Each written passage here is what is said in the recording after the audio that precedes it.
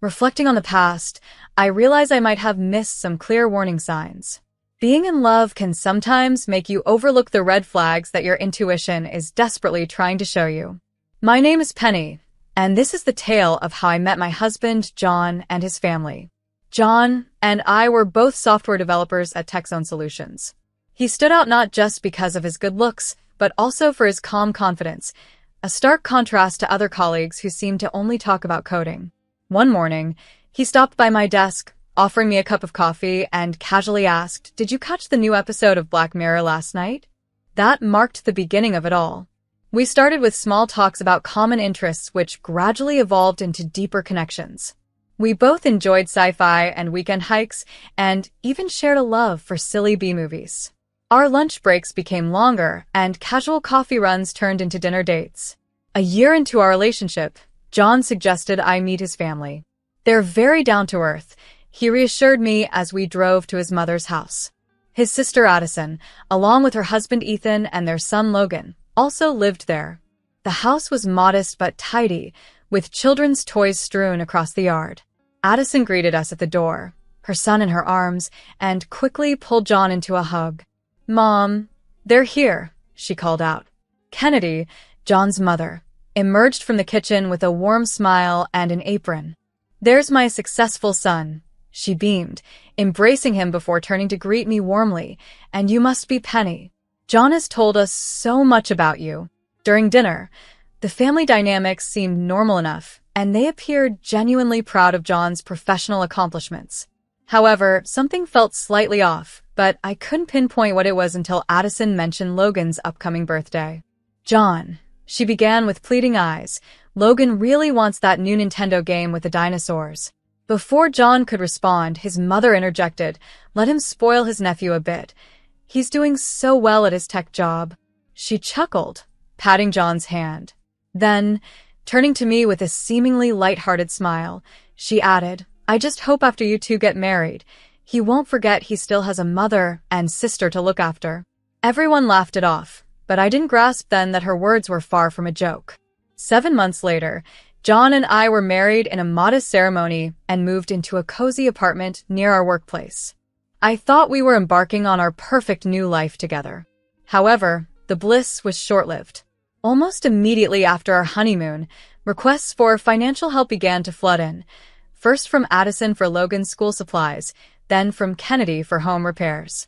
The demands seemed endless, and John always responded by opening his wallet. At first, I overlooked it because the amounts were small and John earned well, but soon it felt like a continuous drain, $210 here for $120 there, each week bringing a new urgent expense that only John could resolve. One evening, while we were washing dishes, I decided it was time to address this. "Hun," I began tentatively, "can we talk about something important?" He looked at me, hands covered in soap suds. "Sure, what's on your mind?" It was then I brought up the financial help he was continuously providing his family. I noticed John's shoulders tense slightly as I brought up my concerns. "Don't you think it's becoming a bit too much?" I asked, noticing his flushed face as he dried his hands. I know, John replied, a bit sheepishly. "I've always helped them ever since I got my first job, but your mom receives a decent pension," I pointed out gently, "and Addison has Ethan. Shouldn't he be supporting his own families?" John let out a heavy sigh and leaned back against the kitchen counter. "Ethan, well, he hasn't worked in over a year." "What?" I nearly dropped the dish I was drying. "Why not?" "He quits every job he lands," John explained, his frustration evident as he ran his fingers through his hair. "There's always something. Either the work is too tough, the boss is unfair, or the commute is too long. There's always an excuse." I set down the dish towel and faced John directly. "I love how caring you are towards your family, but we need to think about our future as well. We want to buy a house, right? Maybe start our own family." He nodded in agreement. "Then we need to prioritize our own needs," I continued softly, taking his hand. "It's wonderful to support your mom and sister, but not at the expense of our dreams." John was silent for a long moment, absent-mindedly playing with my fingers. Finally, he looked up.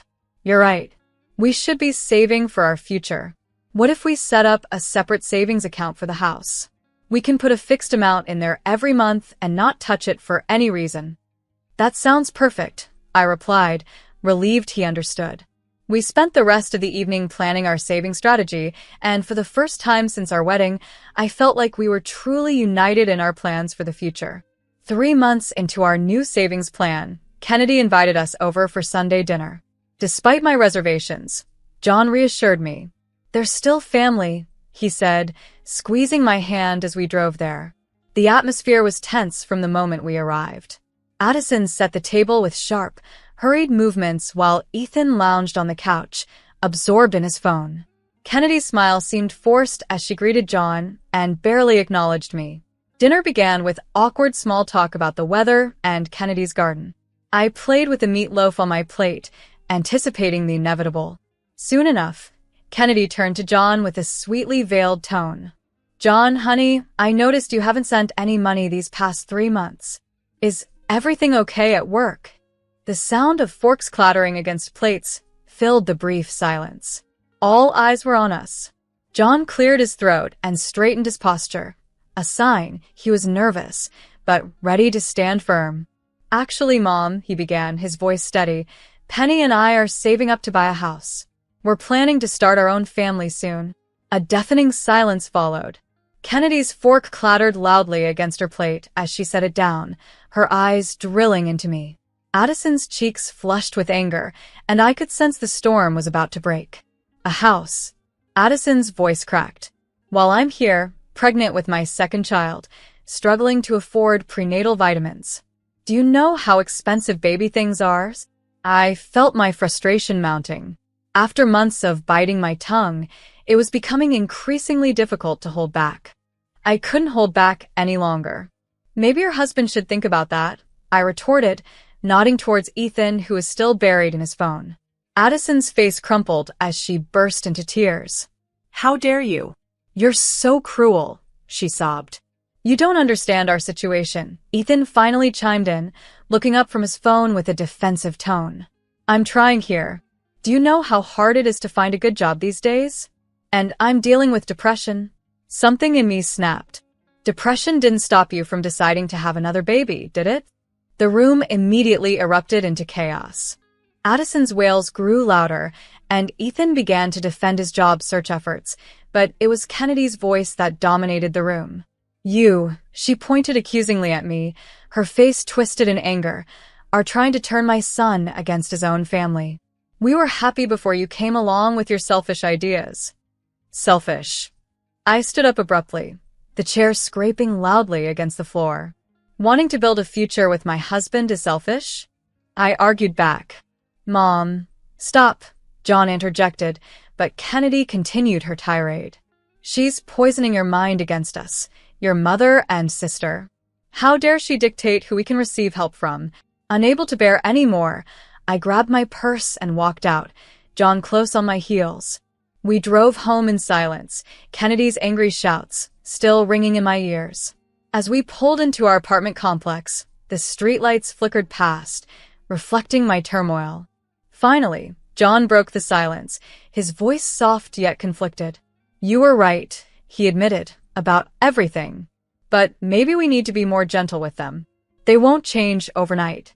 I looked at him, seeing the turmoil etched across his face. Part of me wanted to argue that his family didn't deserve our gentleness and needed a firm reality check, but seeing his pained expression, I simply nodded. The fallout from our dinner confrontation soon spilled over into social media. Addison began posting daily, heart-wrenching updates about her struggles. "Struggling to afford prenatal vitamins for my baby," one post read, showing a picture of an empty wallet. Another post displayed a barren grocery cart with the caption, "Having to cut back on groceries this month. How will we manage with another on the way?"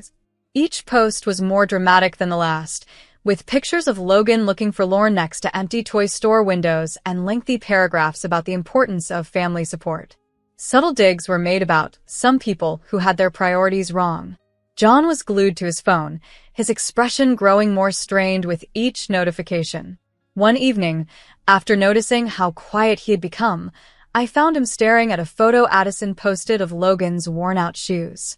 You can send her something, I suggested gently, touching his shoulder. Just small amounts, but let's keep our savings plan intact. The relief on his face was palpable. John began sending a modest monthly amount to Addison, and as if by magic, the tragic social media posts began to decrease, though they never stopped completely. Kennedy resumed extending dinner invitations, though the atmosphere remained chilly. Would you like more potatoes, John? She would ask warmly, then give me a cold glance as if I were invisible. Addison spoke to her brother as if I wasn't there, pointedly asking, I wonder if your wife would mind passing the salt, while staring at the ceiling. I endured it all, knowing that navigating this family dynamic was part of our journey together. Despite the challenges, John and I remained committed to our future, slowly navigating the delicate balance between supporting his family and building our own life together. While Kennedy and Addison were giving me the cold shoulder, something incredible happened at work. TechZone secured a massive contract with Global Tech, one of the biggest names in the industry. John and I had both played key roles in clinching the deal, and our rewards were significant. Our combined income nearly doubled.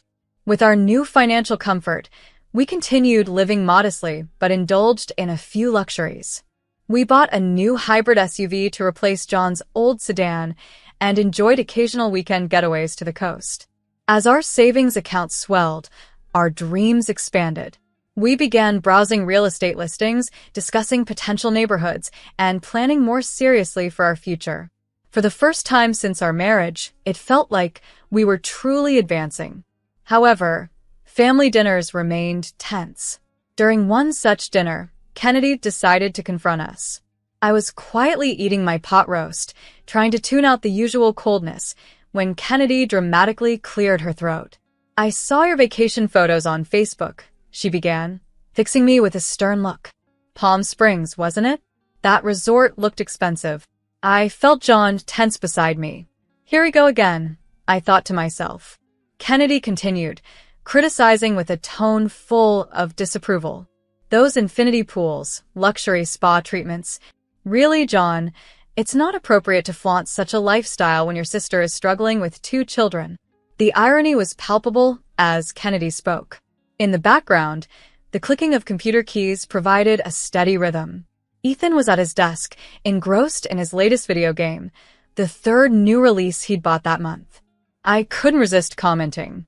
Speaking of making ends meet, I said, gesturing towards Ethan, there are plenty of job openings in tech support at our company. The pay is good, and the benefits are excellent. The clicking stopped momentarily, then resumed louder. Addison's face turned a familiar shade of red. You have no idea what it's like, she snapped. Try being a mother of 2 before you judge us. Oh, wait, you wouldn't know anything about that, would you? The barb stung, but I maintained a neutral expression. Ethan continued his game, apparently oblivious to the tension. I could have argued that motherhood was Addison's choice, just like having a second child while unemployed was their decision. I could have mentioned how Ethan's gaming expenses could cover the prenatal vitamins she often lamented about on Facebook. I could have ignited another argument, but instead, I just shook my head and took another bite of pot roast. Later that night, as John and I drove home, I reflected on the monthly transfers he still made to his sister's account. The amounts weren't small. They could have furnished an entire room in our future home. But our increased salaries allowed us to manage these expenses without hindering our financial goals. Sometimes, maintaining peace comes with a cost, and for now, we can afford it. Over time, Addison's requests transformed from subtle hints to outright demands, presenting full-blown gift registries for every occasion, Christmas, Easter, birthdays, and even Mother's Day, each accompanied by a list of pricey items she wanted for herself and the kids. John, look at this, I said one evening, showing him the latest email from his sister. It was a Christmas list that included designer clothes, the latest iPad, and premium toys that cost more than our monthly car payment. John sighed, running his hands through his hair. I'll talk to her, he promised. This is getting ridiculous. But when John called Addison to explain that we were already providing significant monthly support, her reaction was immediate and dramatic. I could hear her shrill voice piercing through the phone. I'll tell Mom you care more about your wife's feelings than your own family's needs. Watching John struggle with these confrontations became too much for me. One evening, while John was in the shower, I took the initiative to address the situation. I opened the email from Addison outlining her latest extravagant gift demands and started making edits. The $900 designer purse was switched to a $500 alternative, and the $1,200 iPad was downgraded to a $700 tablet. In fact, I have the price of every item on the list. Here, I said, showing John the revised list. This is what we're doing. He looked uncertain. Addison won't be happy, he murmured. Addison's never happy, I pointed out, but this is still very generous. When the gifts arrived, the reaction was as expected. Addison called John crying, and Kennedy left a scathing voicemail accusing us of sending cheap knockoffs. At the next family dinner, both shot daggers at me with their eyes. I just don't understand why you couldn't get the items I specifically requested, Addison sniffled. I offered her my sweetest smile. Oh, but didn't you know? It's not about the price tag. It's the thought that counts. We put a lot of thought into choosing these alternatives. The look she gave me could have curdled milk. A year of passive-aggressive gift-giving and tense dinners later, we arrived at the Easter gathering that would change everything. Addison stood up at the table with a radiantly smug expression. I have wonderful news, she announced. We're expecting baby number 3. The fork stopped halfway to my mouth, and I felt John stiffen beside me. A third child, with no income and no home of their own. My mind raced with the potential increase in our family support payments. Ethan, predictably, didn't look up from his phone. Kennedy, however, was ecstatic. Oh, my darling, she cried, embracing Addison. This is wonderful news. 3 beautiful grandchildren. Then, turning to me with a glint of malice in her eyes, she said, You should take notes, Penny. Addison is such a wonderful example of a real woman. Here she is, about to have her 3rd child, and you still haven't given John any. The room went silent, everyone's eyes on me. I placed my fork down carefully, ensuring my voice was steady when I spoke. I believe in doing things in the right order, I said coolly. First, build a stable foundation like having our own home and being able to provide for our children without depending on handouts. Then start a family.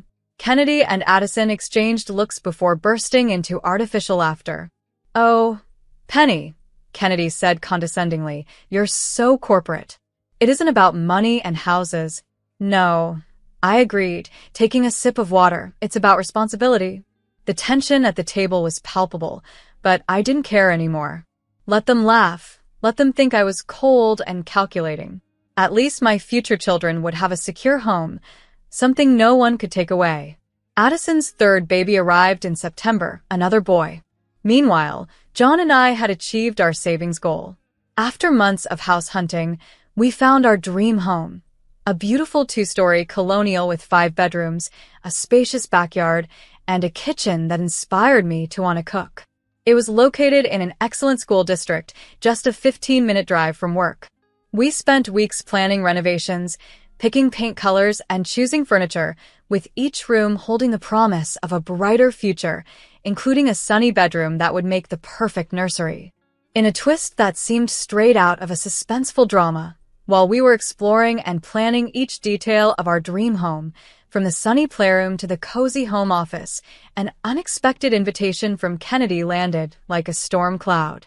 John relayed the message with a hesitant tone, glancing up from his phone. Mom insists we come over tonight for dinner. She says it's important. There was a strange unease in his voice that set off alarm bells in my mind. As we arrived at Kennedy's house, the atmosphere was electric with an unusual tension. The entire family was there, Kennedy, Addison, Ethan, and all the kids, each emanating a peculiar, almost triumphant vibe.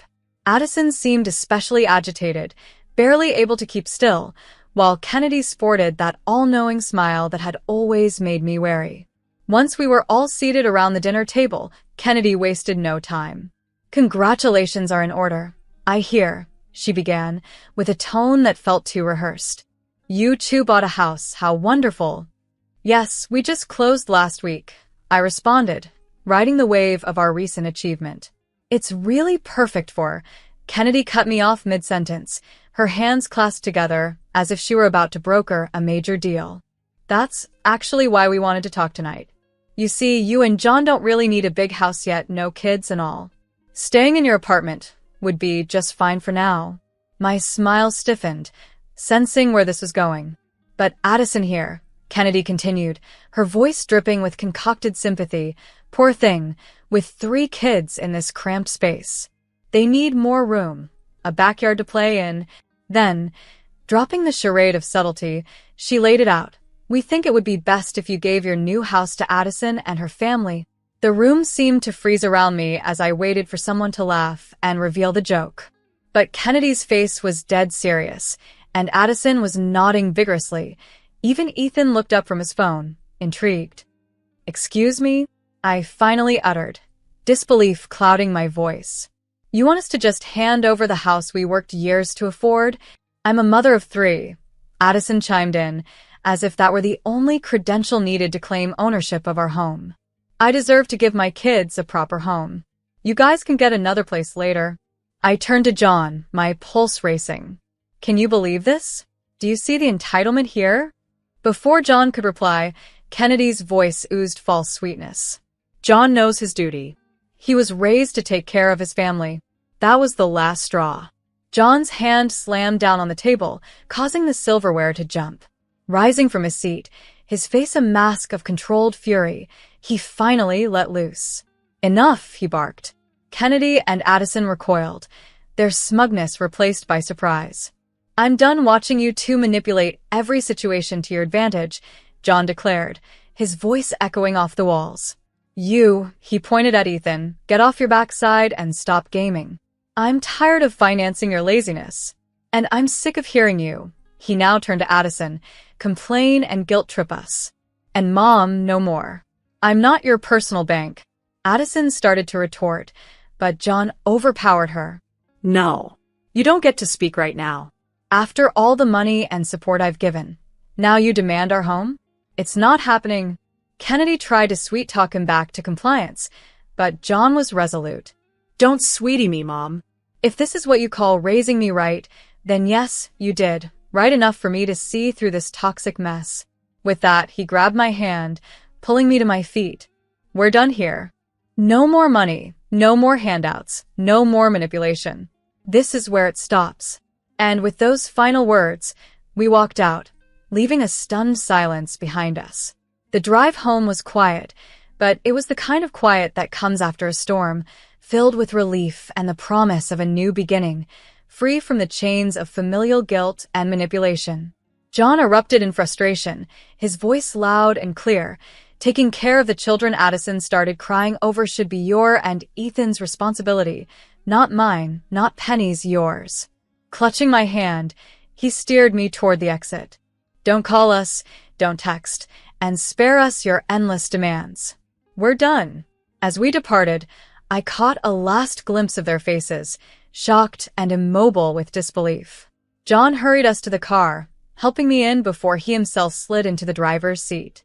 As we drove off, I couldn't resist. I pulled him close and kissed him passionately. "I love you," I murmured, my words brushing his lips. "I'm so proud of you," I added. He embraced me tightly, and I sensed a slight tremble in him. "I should have stood up to them years ago," he confessed, regret tinged in his tone. "I'm sorry it took me so long." In the weeks that followed, Kennedy and Addison bombarded us with calls and messages, swinging wildly between tears and anger. Even distant relatives chimed in, accusing us of cruelty. But John remained resolute, severing ties on social media and blocking their numbers. Together, we turned our attention to our new home, painting walls, picking out furniture, and starting a garden. Each day, I saw John become lighter, the burden of manipulation lifting off his shoulders. One quiet morning, as we sat in our bright kitchen sipping coffee and discussing plans to transform a bedroom into a nursery, John reached for my hand. "Thank you," he said simply, his voice filled with gratitude. "For helping me find my courage, for showing me what a real family feels like, and for your patience while I figured everything out." Now, as I relax in the comfort of our warm living room, a smile naturally finds its way to my face. The truth is, the family you start with isn't always the family you find yourself with. Sometimes you need to build your own family piece by piece, dream by dream, one day at a time. Arrayed before me on the coffee table are various paint samples for the nursery, signaling the exciting steps ahead. Tomorrow, we have our initial consultation with a fertility specialist. Life may not be flawless, but it is genuinely ours, and that's truly what counts.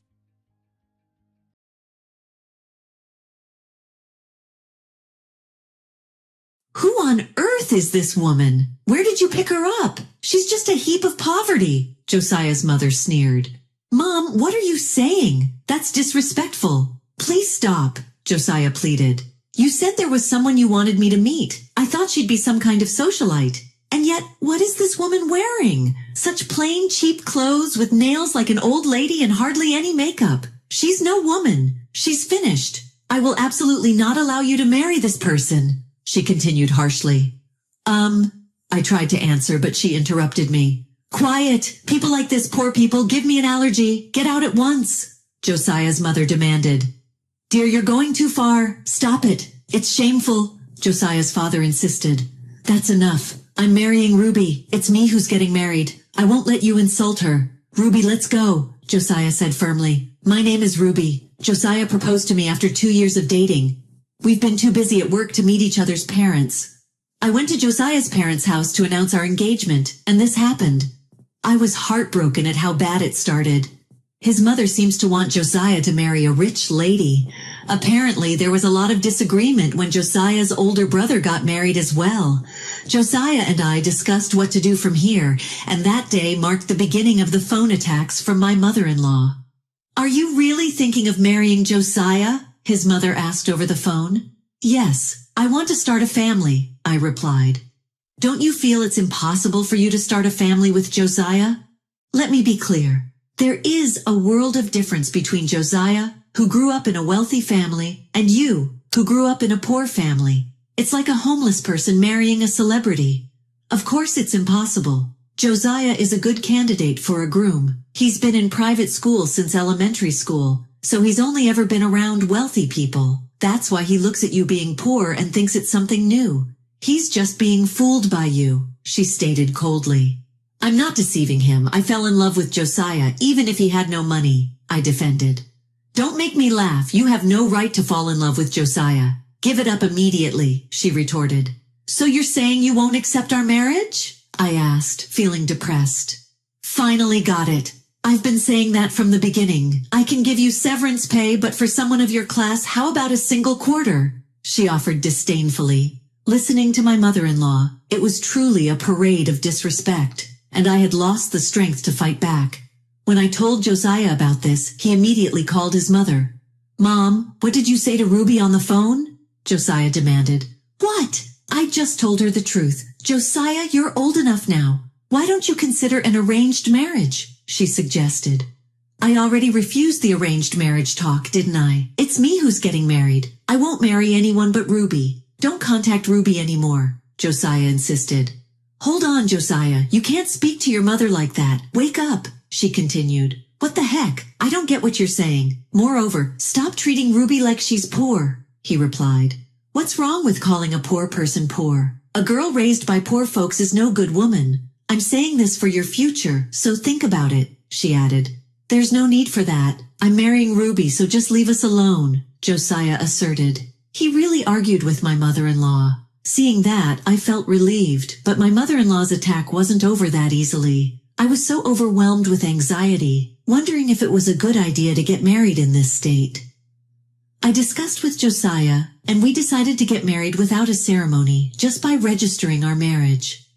Then it was resolved that we would no longer go to his family's house, and the calls from my mother-in-law stopped abruptly. I was feeling happy and living a normal newlywed life, but about a year later, we were told we had to attend my father-in-law's anniversary celebration. As a couple, it was something we couldn't ignore, so we attended the celebration meal. My father-in-law had always been a fan of a fancy French restaurant and had an old relationship with the owner, who had made a reservation on the day of the meal. Oh, you're quite late, Josiah's mother commented. We're not late, so it's not right to say we're late. Anyway, Dad, congratulations, Josiah replied. Father-in-law, congratulations. This is from Josiah and me, I said, handing over a gift. Thank you. You didn't need to bother. I'll greatly receive it. This is great. All that is irrelevant. Let's toast, he responded. Thinking that, we toasted, and as we were eating, I thought the conversation would pick up. When will you guys have a kid? And you're not even quitting your job. Are you incapable of housework? You're a failure as a woman. Josiah's mother started again. That's something Josiah and I discussed and decided. I'm thinking of quitting my job when I have a child, I explained. Shut up. You are 100 years too early to talk back. This is why I hate poor people, she snapped. And the storm of complaints began again. Then at the wealthy family meal, my mother-in-law said, I can't eat with such a woman, and jabbed her fork at me. Ah, I cried out in pain. Hey, Mom, what are you doing? Stop this now, Josiah shouted. I'm telling you, I can't eat with such a woman. If you understand, then leave right away, you poor thing, she said coldly. Even the brother-in-law and wife who had come and my father-in-law were just stunned by my mother-in-law's attitude. However, one word from me caused a shocking turn of events that froze the air. I kept my mouth shut, but I couldn't take it anymore. Ruby, Josiah spoke to me, but I didn't hear him. What is it about me that you hate me so much? I asked my mother-in-law, my voice cold and contemptuous. The answer is simple. It's because you're poor. I have a repulsion just breathing the same air, she replied calmly. I couldn't hold back my anger. You sure do talk a lot. Isn't your disgust with me a reaction to your own poverty? You grew up in an orphanage after all, I stated. She looked at me with shock and fury. Well, what? What are you talking about? I come from a wealthy family. Don't make things up just because you're poor, she tried to justify herself. Your parents came from a poor family. One day they were involved in a car accident. They passed away, and you were placed in an orphanage, I continued. Her voice shook with rage. Shut up. I am not like that, she shouted. You've always claimed to be a rich lady. Your parents died and ruined the company, but you were raised like a rich girl, yet... The mother-in-law interrupted me, trying to maintain her facade. Yes, that's right. Of course I am. This woman is lying. Kick her out right now, she panicked. I had more to say and I continued. You know Mrs. Sadie from Brooklyn, my best friend's mom, right? My mother-in-law's face showed a flicker of recognition. Sadie? From Brooklyn? She wondered. Sadie from Brooklyn. Same name as the wife of our company's president, Josiah said. That's right, the wife of the president of your company. My friend, their daughter, has been working overseas, and we hadn't met often. But when I visited her home after a long time, her mother was there, and we started talking about my marriage. Then, Sadie from Brooklyn told me that she grew up in an orphanage, and guess what? She was in the same orphanage as you, mother-in-law. I concluded. No, that's a lie. There's no proof. Her voice wavered, but I didn't stop. I was shocked. I didn't think that you grew up poor, lost your parents, and were placed in an orphanage, I added. I didn't hear anything about this. Explain it to me properly. Did you trick me when we got married? My father-in-law asked his wife. My mother-in-law's panic was palpable. No, it's not like that. Why would you listen to such a woman? It's obviously a lie. You need to stop this at once, lying woman. It was then a woman appeared. You're still as messy as ever, not even showing a hint of manners. You're blinded by money and have zero learning ability, she uttered. The mother-in-law snapped at the newcomer. Who are you? This is a private reservation, the woman responded calmly. I'm Sadie from Brooklyn. Long time no see, or rather we haven't met since we left the orphanage. The mother-in-law's eyes widened. Sadie from... She mumbled, yes. Don't tell me you've forgotten. We promised back in the orphanage, didn't we? To find a rich man and live a wealthy life, Sadie added. My mother-in-law was at a loss for words. Sadie continued with a tone of disappointment. I got married to a company president and made my dream come true. My husband knows that I grew up in an orphanage and I've been devoted to him. After all, I have nothing but gratitude. Right, Josiah? You know about this, don't you? She finished. Mrs. President, good to see you. Of course I do. You're really a lovey-dovey couple, and it's famous within the company. I always admired you guys. It's enviable, he said excitedly. Even though you have such a great son, what were you doing? Could it be you've been doing something like a fraud filled with lies? Sadie asked my mother-in-law. Josiah's mother's voice rose in despair. Stop it, stop it. Can you just leave? She demanded. No way. I can't just stand by when my daughter's best friend is in a pinch, Sadie replied. The mother-in-law's anger flared again. You've been doing unnecessary things like that for a long time. Stop interfering. Sadie remained calm. I have just come to share the truth. Is it bad to tell the truth? You must be joking, right? She asked. Just leave. My mother-in-law's face turned pale as she watched. Standing right in front of her was her former best friend from their time at the orphanage.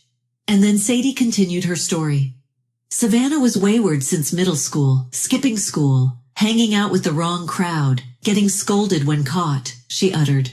Stop it, please, the mother-in-law begged, but Sadie didn't stop. Didn't show any enthusiasm for classes and hardly ever attended them. Skipped school with the boys from the local gang.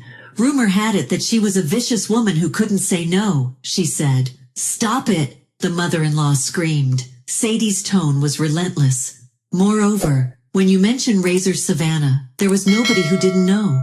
A winning gang leader, a figure that was avoided and not approached. Parents weren't there to keep her in check. It was thought impossible for such a horrid woman to marry. It was like you married the CEO of Cornerstone Real Estate. Quite the scam, she concluded. My father-in-law looked at his wife in disbelief. Hey, what does this mean? What do you have to say for yourself? I haven't heard any of this, he asked. At company parties, didn't she complain about feeling unwell? I don't think she's ever attended. Betty's voice was scornful. She's just a clueless gangster. Her real nature would soon be exposed. That's why she has the nerve to be a con artist, she added. So that's why you always felt ill when it came to parties. I thought it was strange, but this is the reason, my father-in-law said. Savannah's voice was frantic. That's not true. Please listen to me. My father-in-law's decision was final. There's no need to listen to your stories, he added. No way, she replied. Sadie just told us the truth. I don't want to hear any of your lies, he concluded. Please don't bully Savannah. After all, her father is a major shareholder of our company, Sadie uttered. There's no way a major shareholder could live in such an old apartment. My mother-in-law's voice was incredulous. Major shareholder? Sadie began. You must know the architect, Mr. Xavier, she added. So what? That's irrelevant. Now leave already, Savannah demanded. Sadie's voice was steady. Xavier is Ruby's father. My mother-in-law was stunned. Huh? What are you saying? Xavier is known worldwide, and he is said to work in a large mansion built on a vast piece of land in the mountains. This woman's father lives in a shabby apartment, she smirked. That's just an old apartment he bought years ago. He usually works in the mountains and hardly ever comes out, I responded. Your lies won't work, the mother-in-law stated. Look at this. I showed me a photograph on her smartphone which made headlines when I was born. Upon seeing this, my mother-in-law's eyes widened in surprise. Savannah's demeanor changed and her voice softened. Oh my, is this baby you? You're Ruby? Oh my, she stuttered. Did you enjoy ridiculing me? Money has nothing to do with marriage. If you don't have a genuine heart, you can't be a couple, I said firmly. Well, why? Why didn't you tell me? Savannah wondered. Whether my parents are wealthy or not doesn't change who I am. I will never forget the insults you threw at me, I replied firmly. My mother-in-law's voice was pleading. Please don't say that. Unable to forgive everything that had happened, I suddenly talked to my mother-in-law. You get allergies just from breathing the same air as poor people, right? At the marriage proposal, even though I was wearing a high-fashion dress designed by a famous designer, you said it looked cheap and poor. Marrying Josiah is like a celebrity marrying a homeless person. The severance money you said you'd pay to break us up is worth just a single quarter, isn't it? I angrily reminded her. Well, she started mumbling. My anger spilled over. You judge people based on your own selfish assumptions. Just because a family has money, anyone is fine? Such a barbaric way of thinking.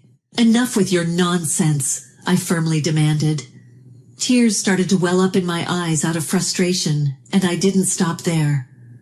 I heard about what you said from Sadie before our marriage. Moreover, my parents told me that happiness cannot be decided by money. It's your trustworthy partner. Trust in yourself, I finished. Ruby, knowing that, why did you still want to marry me? Josiah asked. I understand how you feel, mother-in-law, I continued. If you, as your parents, have no money and have to be put in a facility, anyone would go crazy in that situation. That's why I wanted to deepen our familial bonds through marriage, to help heal your emotional wounds. I was even willing to live with you for that, I replied. I didn't know anything about you. I can't understand if you don't tell me, my mother-in-law said. You insulted me before we could have that conversation. I was planning to keep this to myself, thinking of your hardship, but I couldn't bear it any longer. That's why. I broke down crying. Then Josiah hugged me gently. Ruby, I'm sorry. I should have understood you better. I should have protected you more. Ruby, I'm really sorry. You're the only one for me. I believe in destiny, Ruby, he reassured. Thank you, Ruby. We truly caused you a lot of trouble. I want to apologize as well. I'm so sorry, my father-in-law uttered. Please don't apologize. You are a respectable man, I responded. Thank you, Ruby, he added. Although it was meant to be a celebratory meal for my father-in-law, it ended up like this, and I felt incredibly guilty. My mother-in-law lost her ground and left the scene hastily. No one went after her. It seemed she was later kicked out by my father-in-law, agreed to divorce, and left the house without any family to rely on. My mother-in-law probably had to start her life all over again from scratch. It must have been a hard start. I was worried about my father-in-law, so I decided to live with him at his house and quit my job. Most importantly, I was happy to be pregnant, and in just another 6 months, I'll be a parent. My father-in-law was overjoyed, and we called Sadie to celebrate. Josiah, we have to work harder for the child that will be born to us, I said him. I feel so fortunate to be able to raise a child surrounded by a loving family.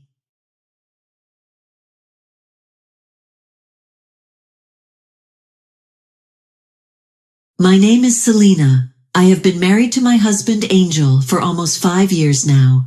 If you consider the time we've been together, we've been in a relationship for about 10 years. Despite the passing time, my husband still treats me with the same kindness and care as before. I believe it's his thoughtfulness that continues to nurture our relationship. Fortunately, I have a good relationship with my mother-in-law, who is also Angel's mom. We get along well and don't have any of those common issues you often hear about, like conflicts between daughters-in-law and mothers-in-law or any sort of mistreatment. We coexist harmoniously, and I have no complaints about my married life. However, there is one problem. Angel's older sister, my sister-in-law. She was the sole disruptor of peace in my life and destined to be my future sister-in-law even back when I was dating Angel. Already married, her husband's business was flourishing. It seemed they were making good money. I'm so lucky to have such a wonderful husband. Am I okay just making a comfortable living without much effort? My sister-in-law and her husband would say in unison. They didn't have any children, so they didn't have to worry about educational expenses. They would use the money earned by her husband to enjoy a luxurious lifestyle together. For my sister-in-law and her husband, this seemed to be their daily routine. They would splurge on fancy dinners almost every night and frequently go on trips abroad. I would occasionally hear about it, and while I thought it was impressive, I didn't necessarily aspire to be like them. However, the dreamlike life of luxury for my sister-in-law and her husband came to an end, a few years after we got married. My sister-in-law's husband's company started facing financial difficulties and was on the brink of bankruptcy. They have always lived up to their outspoken desires. My brother-in-law, who used to dress in designer clothes and wore a new watch every time we saw him, started aging visibly during that time. My sister-in-law also developed wrinkles between her eyebrows, and her makeup seemed to be less flawless, making her look worn out. My husband and I had been living with his parents since we got married, and we knew that my sister-in-law and her husband would often come to the house and demand money from my in-laws. I lost my parents at an early age, and my in-laws had always been very fond of me. It troubled me to see them being asked for money every time my sister-in-law and her husband visited. I wanted to help somehow, but there was nothing I could do. My husband tried talking to my in-laws about the situation, But my sister-in-law and her husband would refuse to leave until they received the money, claiming they were genuinely in need. I was at my wit's end with their selfish behavior. One day, my sister-in-law and her husband returned to our parents' house with a lot of luggage. "We are going to live here from today," they announced, suddenly settling in the house without consulting either my in-laws or my husband. They even went so far as to demand that my husband and I cede the room to them, claiming it as our own without asking permission. My husband and I had a 4-year-old son, and with the support of my in-laws, I was working part-time. Both of us working meant there were no financial issues, and we managed to save money, while also giving a certain amount to my in-laws as living expenses. At that time, I saw my sister-in-law's situation as something like, "Oh, she must be really in trouble," and reluctantly, we accepted their move. However, that leniency didn't last long.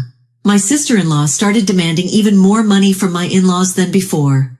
"Dad, I'm in a really tough spot. Can you give me some money? If things continue like this, I'll die from the stress. Mom, help me," she would say, and ask my in-laws for money every day. As time passed, not only did she demand money from my in-laws, but she also started asking my husband and me, "Hey Angel, you're making quite a bit of money, right? Since you've been taking care of your sister, do something nice for your older sister," she would say. She even went to the extent of stealing money from my husband's wallet. "Don't make a fuss over just $100 or $200. You're such a petty man," she would say, laughing at my husband. To make matters worse, she even said to me, "Selena, your parents are dead, right? That means you have an inheritance, right? You haven't used it all, have you? Lend me some." She said such things, and I couldn't help but be amazed and disgusted by her words. My husband, our parents, and I had absolutely no intention of lending any money to my sister-in-law and her husband, of course. Despite my in-laws somehow managing to lend them money before, there was no gratitude whatsoever.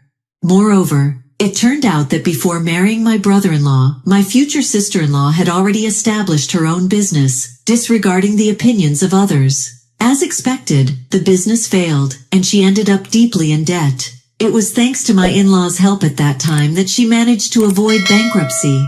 However, she showed no gratitude, and still seemed to believe that she could rely on us whenever she was in trouble. Even when my sister-in-law and my brother-in-law's company was doing well after they got married, she never once repaid the money they borrowed from my in-laws. Instead, every single day, both of them would pester my in-laws and ask for money. It seems that my husband had reached his limit because one day he shouted, "Enough is enough!"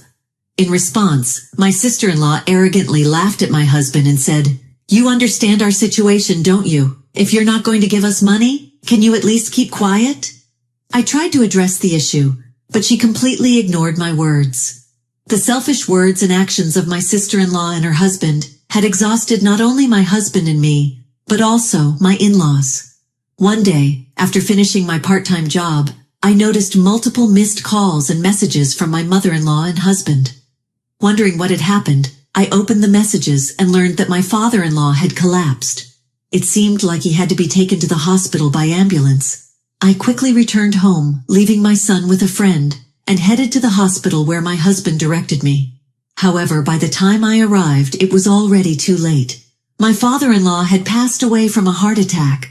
I couldn't believe this was happening. Neither I nor my husband or mother-in-law could have anticipated such a tragedy. Perhaps due to the shock or the inability to accept reality, tears didn't come out at that moment. However, when we returned home, my mother-in-law was completely devastated. She silently wept as she looked at my father-in-law, who had returned home lifeless. My husband tried to contact my sister-in-law, but she claimed to be busy with the imminent bankruptcy of my brother-in-law's company and didn't come home. On top of that, she told us to handle the funeral preparations ourselves. It didn't surprise me at all. In fact, my father-in-law had taken care of us in so many ways. That's why I wanted to do whatever I could. But I had an uneasy feeling that my sister-in-law was being so obnoxious. To my surprise, the very next day, my sister-in-law and her husband persistently asked my mother-in-law about the inheritance. My mother-in-law was already exhausted and had no energy to respond. Instead, my husband spoke up. "It's inappropriate to bring this up at a time like this," he said. But my sister-in-law didn't seem to care about such things. She kept pestering my mother-in-law about the inheritance, glaring lastingly at her non-responsive attitude. Even though my husband and I tried to stop her, she wouldn't listen. A few days after my father-in-law's funeral, my mother-in-law collapsed. The stress from my father-in-law's passing and dealing with my sister-in-law and her husband must have taken a toll on her. It was determined that she would be hospitalized for a while due to exhaustion and stress-related issues. I was worried about my mother-in-law, so I stayed by her side in the hospital room. I tried to contact my sister-in-law, but she didn't answer the phone. Later, my husband revealed a shocking fact to me. My sister and her husband have gone on a trip abroad despite Mom's condition, he said. Finally getting through to her, my sister-in-law had the audacity to say, "Stress? If it's not an illness, then it's not a big deal, right? You're making a big fuss. Don't bother me with such things." She said such things despite my mother-in-law's illness and the recent loss of my father-in-law. I couldn't understand why my sister-in-law and her husband traveled abroad during such a difficult time for the family. It pained me to see my suffering mother-in-law, and I was determined to make them realize their mistake by any means necessary. It wasn't just me who felt that way. My husband shared the same sentiment.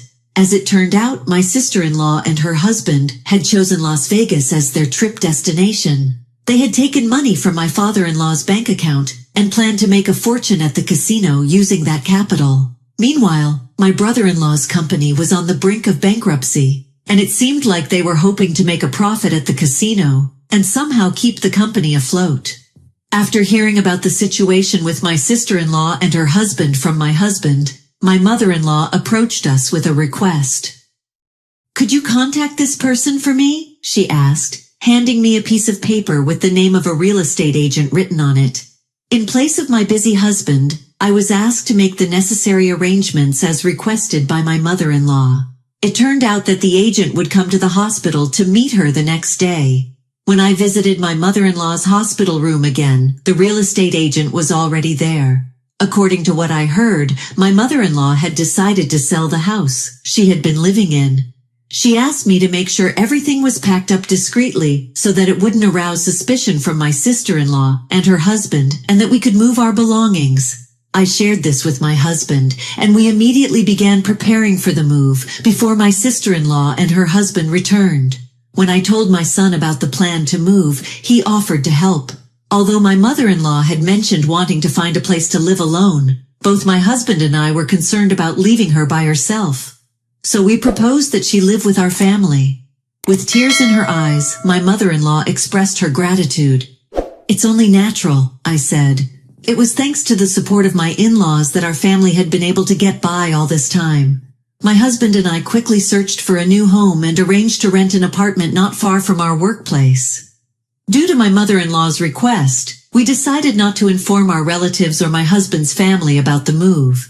We hired a moving company and left my sister-in-law and her husband's belongings behind as we completed the move. While my sister-in-law and her husband enjoyed their trip, we were able to fully relocate. From then on, it seemed like my mother-in-law just needed rest, and her health indicators were back to normal, so she was safely discharged from the hospital. With my mother-in-law included, our new life as a family began. 3 days after my mother-in-law was discharged, my sister-in-law and her husband returned from their trip. Of course, they returned to an empty house. However, the place we moved to was unknown to both my sister-in-law and her husband, as well as anyone else around. We had informed our workplaces about the situation and asked them not to provide any information. This was in case my sister-in-law and her husband tried to contact them to find out where we were. Thanks to that, our new residence remained a secret from my sister-in-law and her husband.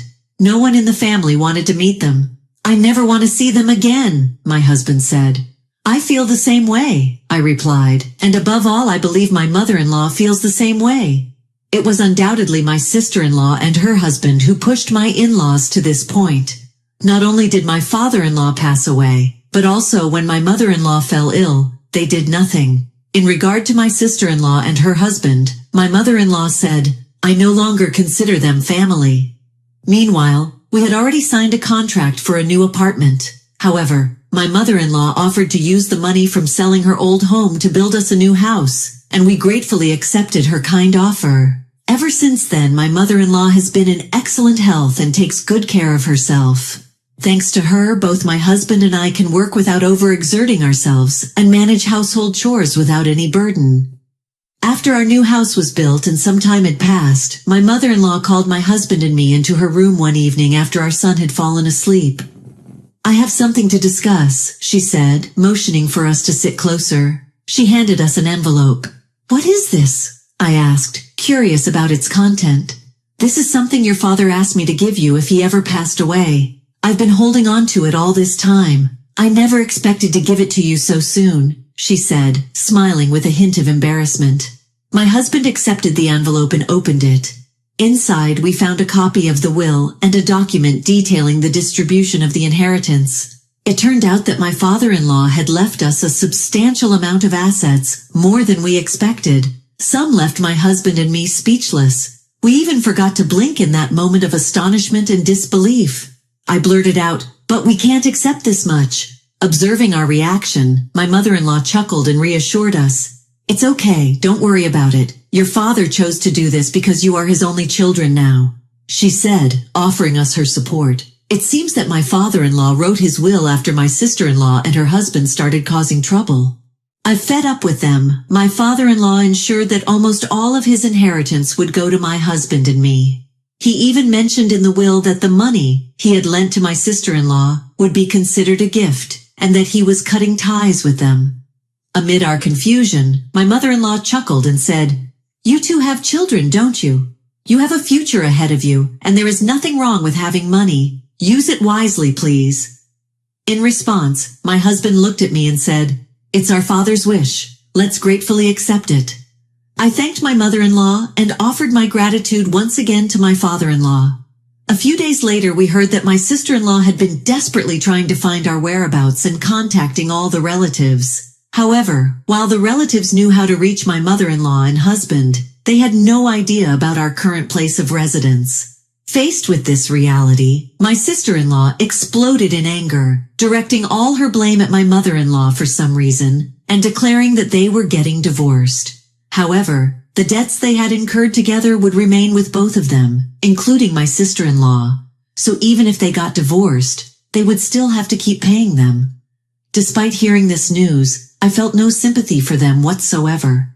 There was no room for pity. If anything, I wanted to tell them, "That's what you deserve." My sister-in-law, despite receiving help from her parents numerous times, never showed any gratitude. Instead, she shamelessly stole money from her younger brother's wallet without ever thanking him. To top it off, she even attempted to lay her hands on my parents' inheritance. I'm not the kind of person who would help someone so hopeless just because they are in trouble. It seems my sister-in-law tried to declare bankruptcy, but that wasn't accepted. Not only did my sister-in-law and her husband have debts from cash advances, but they had also borrowed a significant amount of money from loan sharks. As a result, my sister-in-law now has to work from morning till night, and of course she isn't allowed to fully use the money she earns, but I have no intention of helping her in any way. Right now, my mother-in-law's health is the most important, and if this life brings her happiness, then it's fine by me. My husband shares the same opinion.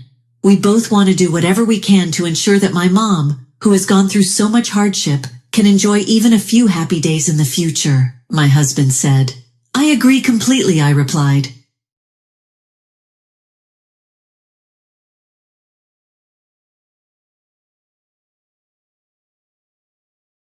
Hey, how about visiting my parents this Christmas? Matthew suggested, his eyes gleaming with anticipation. That was how it all started, and the beginning of the end. My name is Charlotte, and I'm a 35-year-old housewife. I met my husband Matthew at work, and it was a workplace romance.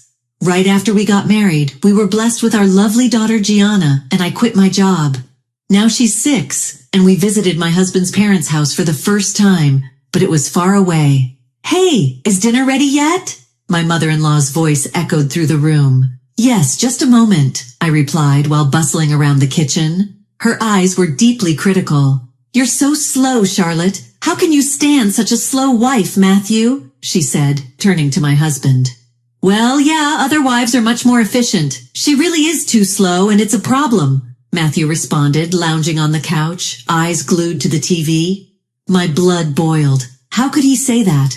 As I was about to retort to my husband, my mother-in-law's words rained down on me. After breakfast, you've got yard work, then you're organizing the attic, and after that, cleaning out the shed, she required. It's supposed to be Christmas holiday, the one time of the year you're supposed to relax, and yet why am I working like this? I thought to myself. By the time I somehow finished all the tasks, I was completely exhausted and couldn't move. I sat down in the living room. Phew, I'm beat, I said wearily. Who said you could rest? Get started on lunch now, my mother-in-law ordered without missing a beat. I've been working all this time, let me rest a bit, I pleaded. A wife is basically like a maid. You think you can eat for free without working? Get to work, she continued. But, I started, feeling the weight of her words crush my spirit. My husband's hometown is in the countryside. In the countryside, for better or worse, old customs linger. A wife is someone who marries into a family. It's an old-fashioned way of thinking, I guess. But even in the old days, there weren't wives who worked this hard. Can you give me a hand, Matthew? I asked, hoping for some support.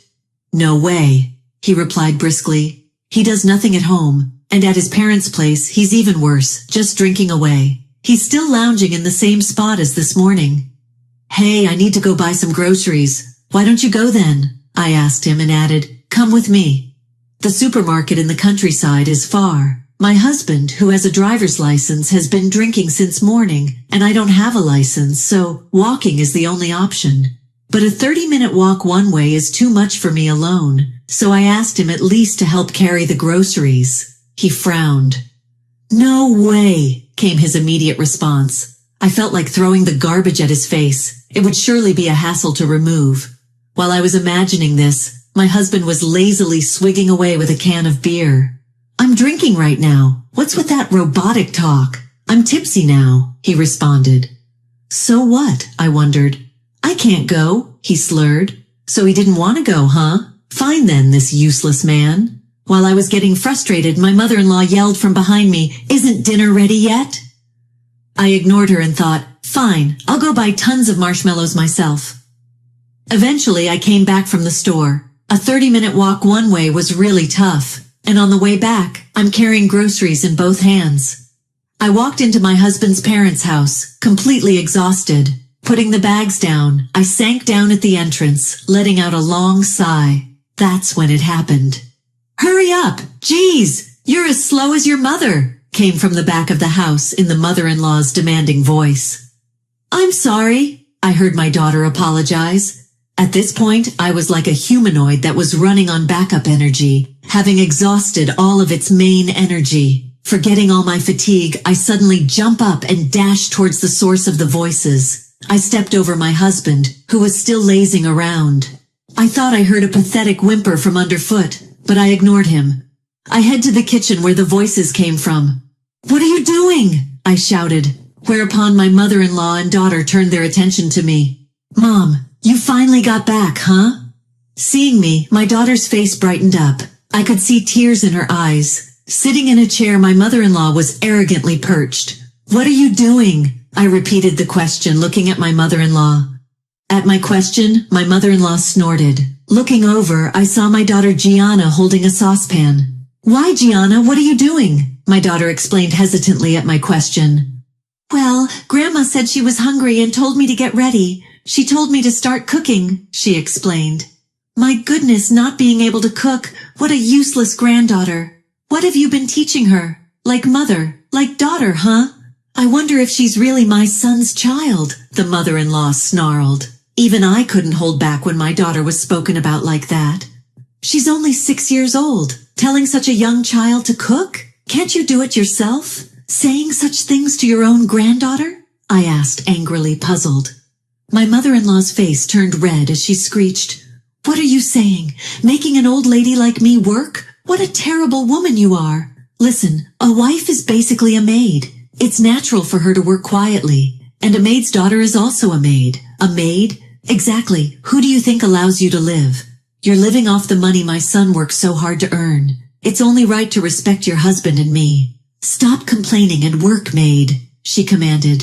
With that outburst, my mother-in-law stormed out of the kitchen. I was so taken aback I couldn't retort. I was too shocked to find the words. My mother-in-law seemed to have gone to the living room where my husband was.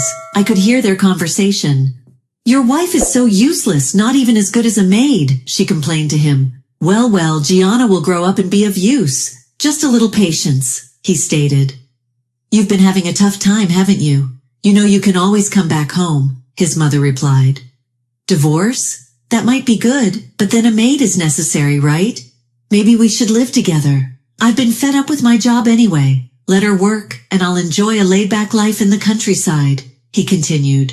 What did my husband just say? Shocked by his horrifying statement, I was stunned. "Oh, that sounds good," my mother-in-law agreed. And I stood there, frozen. I clenched my fist tightly when suddenly a warm hand gently covered mine. "Mom!" It was Gianna. I slowly looked at her face. She looked up at me, her face filled with concern. I crouched down to her level and slowly began to speak. "Gianna, do you like Daddy?" I asked. She hesitated and didn't answer right away. My husband has been indifferent to parenting. He barely talks to Gianna or me. When he gets home from work, he just lounges on the sofa, watching TV or fiddling with his phone. On weekends, he goes out drinking and comes home late. Since the times changed and he couldn't go out, he's been drinking at home until late at night. The next day's hangover has become a routine. During long weekends, he just lazes at home or goes out with friends. Family outings? We've barely done any. Actually, when was the last time we did? How many months, or rather years, has it been? Since this family trip disguised as a visit to the in-laws, I bet my husband doesn't even know what class our daughter is in at school. He knows nothing about her likes and dislikes. He has no interest in what she wants to be when she grows up. No wonder she can't say she likes her father. It's only natural. So I asked again, "Then do you like Grandma?" "I hate her," followed by her immediate response. I couldn't help but give a wry smile. No wonder after being yelled at like that. But then she said something unexpected. "Because Grandma bullies Mom. It's supposed to be Christmas, but Mom never gets to relax, right? Always being told to do this and that. Grandma is mean," she finished. "Children observe more than we think. I think it was obvious with all those strict teams." While chuckling, I asked a crucial question. "Gianna, would you like to live with Grandma?" She shook her head. "What about Dad?" I questioned. "I don't need him," she replied. Her immediate response was impressive and my decision was made. The next day, I went out with my daughter early in the morning. By the time we returned to my in-laws' home, it was already dark. Entering the house, my mother-in-law and my husband were waiting, looking irritated. "Finally back! Where have you been?" my husband demanded, his voice laced with impatience. "Just out and about," I evaded, trying to keep my tone casual. Seeing my reaction, my mother-in-law commented with a sneer. "Ah, young wives these days. Fine, you're now officially a maid. Hey maid, I'm hungry. Where's dinner and tea?" she commanded, as always. I silently served tea to both of them. My husband reached for his teacup, but I swiftly snatched it away. "Hey, what the heck?" He looked dumbfounded. Without a second thought, I doused him with the tea. "Whoa, what are you doing?" he shouted, leaping back. "Don't worry, it's cooled down," I replied calmly. "That's not the point." "Hey, stop," he protested, trying to shield himself. I doused him thoroughly with the tea, swiftly dodging his reaching hand, and placed the teacup down with a clink. "Hey, you! How dare you, maid!" My mother-in-law's eyes bulged with anger. "Shut up! I am not your maid or anything else," I retorted fiercely. My mother-in-law stood up, about to yell, but I cut her off. "What? A son's wife is not a maid. If you didn't know, let me teach you. I am not a maid," I pressed on, seeing her unable to respond. Her mouth opened and closed, but no words came out. I glared at her, foam practically coming out of her mouth, and leaned in close. "Oh!" she let out a scream, cringing slightly. I moved my face even closer, unbothered. The distance was just 4 inches. "Listen and listen well. There's no system in this world that allows you to exploit a daughter-in-law as much as you like. I will protect my family, but I have no intention of becoming a family servant," I firmly stated. What? I am your husband's mother. I am family. You should protect me. Follow my orders. Are you okay in the head?" She excused herself. "If I were really a maid, I wouldn't be family." "How are you family if you're ordering around the maid?" I replied calmly to my mother-in-law's nonsensical words. Her face, which was pale a moment ago, now turned bright red. How dare you talk to me like that? Who do you think you are? I am your mother-in-law, she insisted. Save the jokes for when you're sleeping, I replied. I had been patient, incredibly patient, but I couldn't anymore. There's a limit to everything, and with my mother-in-law and husband's attitudes, my patience finally crumbled. And what about your granddaughter? You think she's a maid too? Enough with the jokes, I demanded, and leaned in closer. My mother-in-law's face turned pale again like a traffic light. So weak after all her grand talk. Just a bit of pushback, and she's like this. I was disappointed by her shallowness. I pulled back, narrowing my eyes in disgust. My mother-in-law, now pale, trembled slightly. After looking at her, I turned to my husband. Now it's your turn, I continued. Oh, okay, he replied with a pathetic voice. What's up with that? Your wife and daughter are being treated like maids, and what were you doing? I started accusing him. I was playing with my phone, and then I was drinking beer, he said. Using your wife and daughter's mistreatment as snacks for your drinks? How privileged, I uttered sarcastically. Sorry, he mumbled. Sorry doesn't cut it. If you need the police, I tried to say. Oh no, he screamed pathetically as I yelled with a demonic expression. He hid behind his mother, trying to escape. What is he doing? I muttered, frustrated and with a headache. I decided to get straight to the point and presented a piece of paper. Just sign this and let's be done with it, I said. Eh? What's this? My husband, who had been hiding behind his mother, peeked out cautiously. They were like a parent turtle and a hatchling. His face went completely pale when I told him about a divorce. Divorce? What's this all about? He asked, perplexed. We're getting divorced, so I won't be coming here ever again, I said firmly. Eh? Huh? Both my mother-in-law and husband were left speechless by my words. I've already contacted a lawyer. I'll start procedures after the holiday, so write quickly, I hurried. No way, my husband stammered, shaking his head. Unfortunately for you, I'm quick to act once I've made up my mind. As I said this to him, my husband shook his head, almost in tears. I don't want a divorce. I don't want it, he pleaded. Troubled that I won't be around? I asked, tilting my head. Yes, he admitted. Relieved to have me do everything for you? I pressed. Yes, he said, his voice small. So having me as a maid is convenient and that's why divorce bothers you? I asked wryly. Yes, no, I mean not like that, he stammered, realizing his mistake. Caught in your own words, aren't you? Gosh, this feels like déjà vu just a moment ago, I responded. My husband screamed at my demon-like anger. Well, no matter. If you don't sign, I'll have to bring in a professional. Whether you sign or not, the divorce is happening. I've already informed my family, I concluded. Gianna, here, I called out.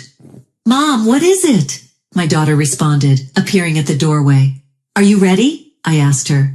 Yeah, I've packed all my stuff, she replied cheerfully, holding up her own bag.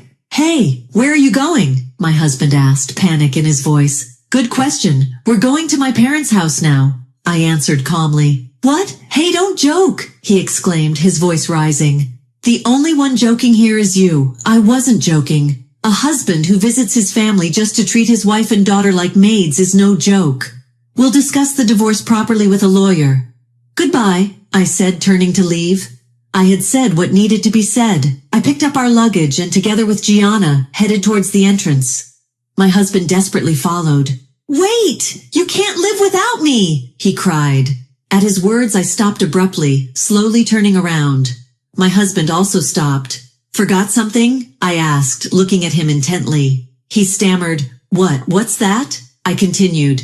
Didn't you remember I was more successful and earning more than you before I left work because of pregnancy? But even then, I was making more than you are now.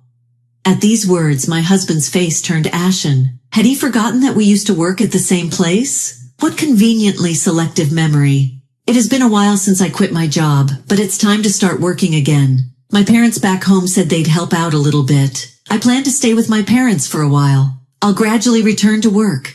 Even if I can't earn as much as before, I think I'll manage. No, I will make it work. Seeing my resolve, my husband was nearly in tears. I'm sorry. I'll change, I swear. Please just don't divorce me, he pleaded.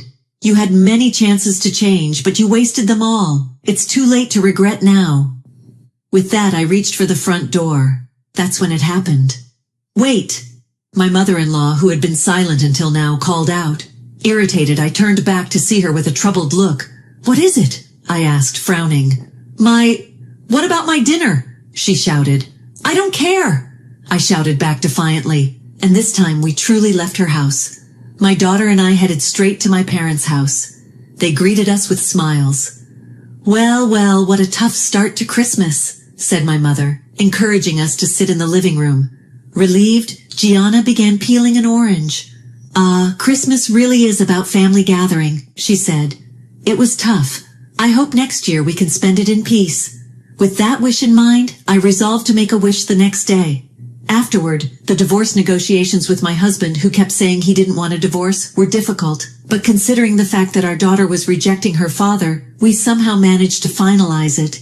The alimony was paid in a lump sum. I couldn't trust that man for anything else. As a result, the apartment we lived in was sold, and my now ex-husband Matthew went back to his mother's home. One day, my ex-husband called, complaining and whining. My mom does nothing. In fact, she's gotten worse. Apparently, the neighbors had seen how I was overworked, and the news of our divorce had spread quickly through the rural gossip network. As a result, my former mother-in-law was being looked at unfavorably by the neighbors. Well, that's understandable. Calling one's daughter-in-law a maid is just unacceptable, no matter the rural setting. It's incredibly outdated.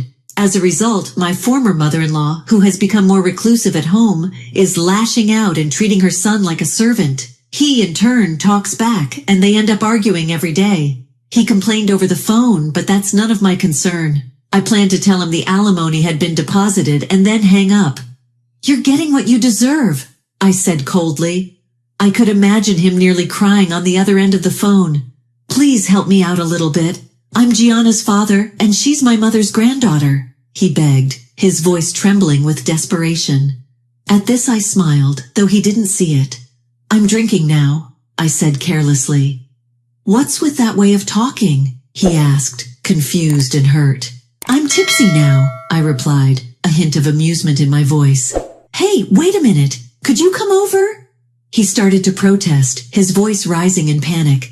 Hey, I admitted I was wrong. What makes you think I'm coming? I yelled, cutting him off, and hung up the phone. I set my husband's number to reject calls immediately. Laughter brings good fortune. After that, I couldn't stop laughing for a while.